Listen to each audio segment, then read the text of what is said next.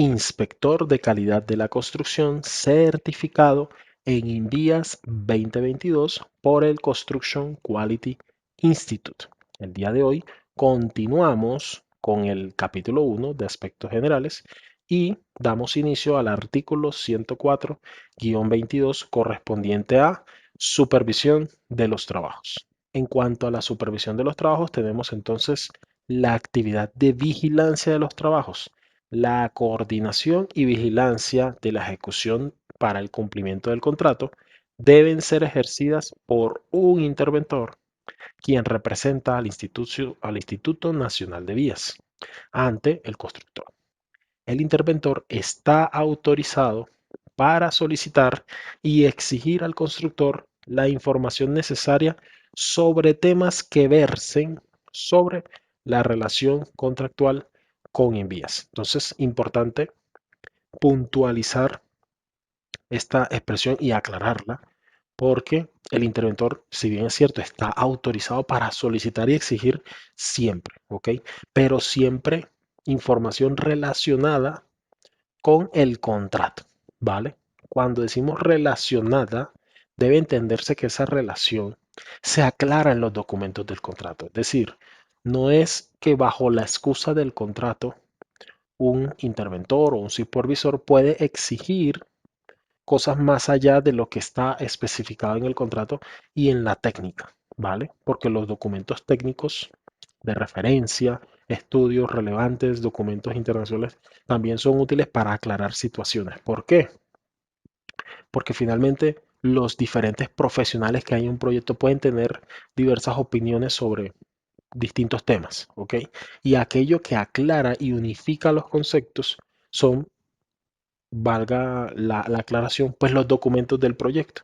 ¿Por qué? Porque es donde están plasmados de forma explícita y específica los requisitos del contrato. Y deben ser los documentos o la información sobre la cual se basan esas exigencias y esas solicitudes a los contratistas. ¿Por qué? Porque siendo transparente en cuanto a la documentación del contrato y en cuanto a los requisitos del contrato, se logra tener un equilibrio económico en el contrato. ¿Para qué? Para que ese constructor no lleve a cabo sobrecostos por peticiones que no son razonables con los documentos del proyecto y con esa oferta que se presentó en ese proceso licitatorio. El interventor no tiene autorización para exonerar, tampoco se trata de exonerar, ¿listo?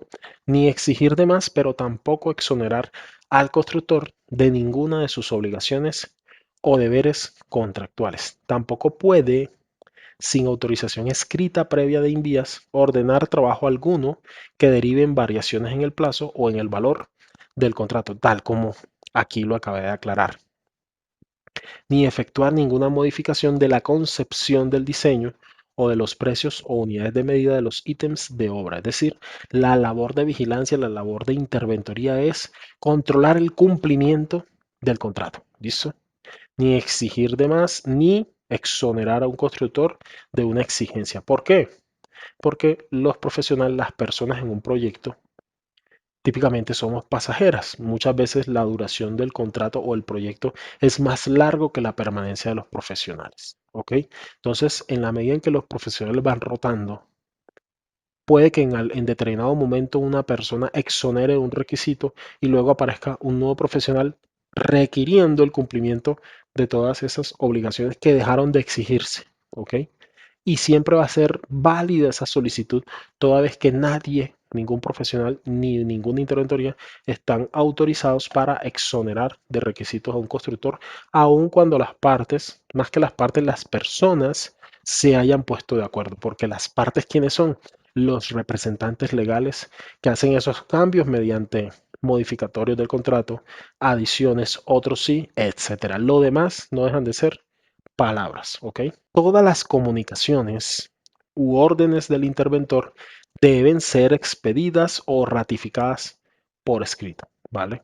Entonces, debemos ser abiertos siempre para el caso de los constructores o, o ser siempre rigurosos para el caso de la interventoría en cuanto a remitir las solicitudes y las exigencias siempre por escrito, ¿vale?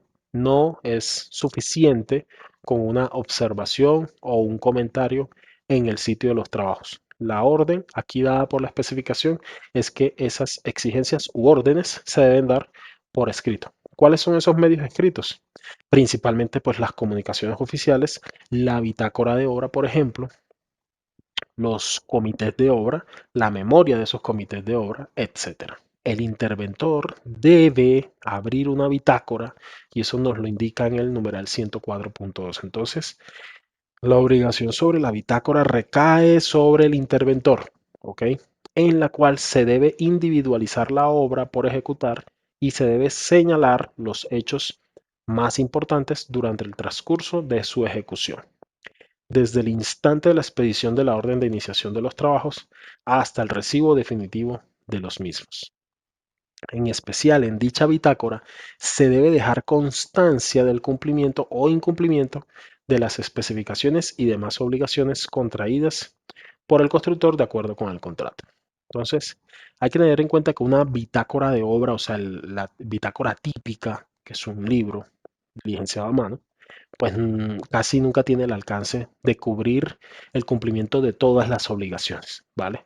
Por ejemplo, el cumplimiento de la obligación del personal o profesionales mínimos de un contrato, revisión de hojas de vida, etcétera. Eso, consignarlo en una bitrácora no es realmente práctico porque es un proceso muy administrativo, ¿ok? Generalmente en la bitácora consignamos sí el cumplimiento de obligaciones, pero de actividades de obra, de ejecución física de la obra. Lo demás igual formará parte, quizá, del concepto general de bitácora, tal como lo plasma este numeral 104.2. Todas las comunicaciones escritas del proyecto formarán parte de todo ese archivo físico o todo ese archivo documental del proyecto donde se consigna el cumplimiento de todas las obligaciones del contrato. En la citada bitácora solamente se puede realizar anotaciones sobre los asuntos inherentes a la ejecución de la obra. Supervisión de ensayos y pruebas. Los funcionarios y contratistas autorizados por Invías pueden supervisar en cualquier momento los ensayos y pruebas que realicen el constructor o el interventor en relación con la obra contratada. Para que esta supervisión pueda ser efectiva, la parte supervisada debe informar a sus contrapartes el sitio y fecha programados para su realización. Entonces, el INVIAS siempre puede supervisar y el interventor cualquier ensayo que ejecute el constructor o el interventor en relación a la obra y siempre hay que mantener informado al INVIAS. De la misma manera, los representantes del constructor pueden supervisar en cualquier momento los ensayos y pruebas que realiza el interventor relacionados con la obra.